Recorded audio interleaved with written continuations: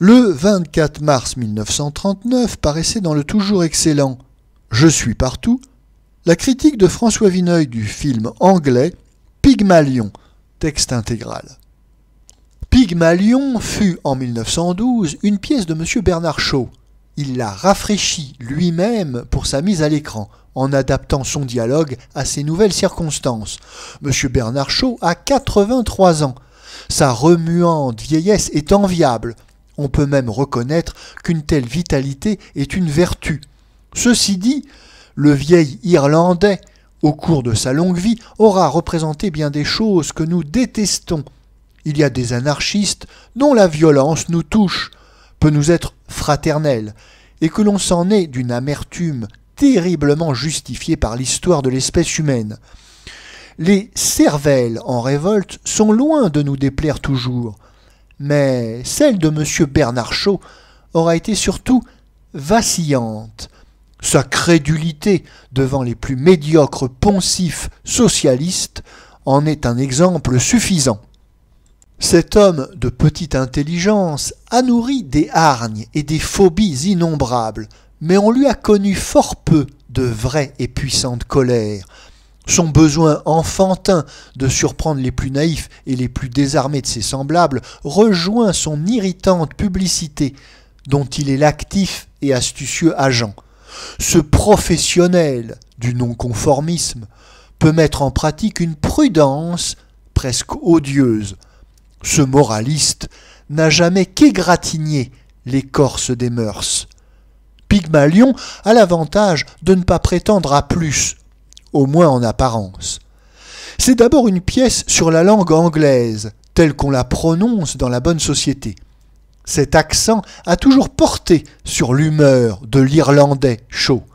Il a même affirmé une fois, dans une boutade assez amusante, que c'était une injure à l'anglais de Shakespeare. Selon lui, on le prononçait avec l'accent des Américains d'aujourd'hui. Et ce sont les professeurs d'Oxford et de Cambridge qui l'ont compliqué et dénaturé. Rien ne paraît plus arbitraire, plus fabriqué à M. Shaw que cet accent de la gentry. Il a voulu le démontrer et c'est le sujet de Pygmalion. Un amateur de phonétique, le professeur Higgins, qui décèle à un village près le lieu d'origine de n'importe quel citoyen britannique, rien qu'à l'entendre prononcer 3 mots, découvre, devant le théâtre de Covent Garden, une petite marchande de violettes, déguenillée, crasseuse, insolente et parlant un effroyable cockney. Il parie avec un de ses amis, le colonel Pickering, qu'il saura réformer l'accent et le vocabulaire de la sordide gamine, au point de la faire prendre pour une jeune fille du plus noble sang et de pouvoir la présenter dans les plus glorieux salons. La petite se nomme Elisa. Son père, un boueux ivrogne, la cède volontiers aux 2 gentlemen, moyennant quelques livres de pourboire. Elisa est confiée à une gouvernante qui la savonne et l'étrille. Puis, les leçons commencent. Higgins se passionne pour cette singulière et difficile entreprise. Il y déploie toute sa science, qui paraît considérable, et aussi sa patience, qui ne l'est pas moins. Elisa pleure, mais s'applique beaucoup. C'est qu'elle voudrait bien devenir suffisamment convenable pour pouvoir régner dans le magasin que le colonel Pickering lui a promis si elle réussit. Détail à ne pas oublier, Higgins respecte parfaitement cet élève de 18 ans qui couche sous son toit. Elle ne compte pas plus pour lui qu'un cobaye. D'autre part, ce professeur de belle manière fut dans le courant de sa vie un butor distingué, homo cynique, s'asseyant négligemment sur les tables et les claviers de piano. La soirée décisive a lieu enfin dans la plus élégante des ambassades. Elisa, admirablement stylée, habillée avec le goût le plus sûr, est l'héroïne de la fête. Certains la font même passer pour une princesse incognito. Mais au retour, Higgins n'a même pas un mot de félicitation pour sa brillante élève. À quel destin va-t-il l'abandonner, maintenant qu'il lui a fait entrevoir le monde le plus brillant? Elisa se rebiffe. Après quelques menus incidents, Higgins s'aperçoit que, tel Pygmalion, il est amoureux de son chef-d'œuvre. Le dernier tableau nous montre qu'Élisa partage cet amour. Cet épilogue, bien qu'il donne son nom à la fable, est assez faiblement traité. Monsieur Shaw s'y livre à des digressions qui veulent être d'un analyste profond et demeurent bien superficielles. Nous sommes en plein bavardage sentimental. Mais jusque-là, le ton a été vif, mordant, surtout pour une pièce filmée. C'est une des réussites de M. Bernard Shaw. Sa verve peut s'y répandre. Du Shaw, même lorsque le simple spectateur français n'en saisit que la moitié, c'est tout de même mieux ouvré que du Janson.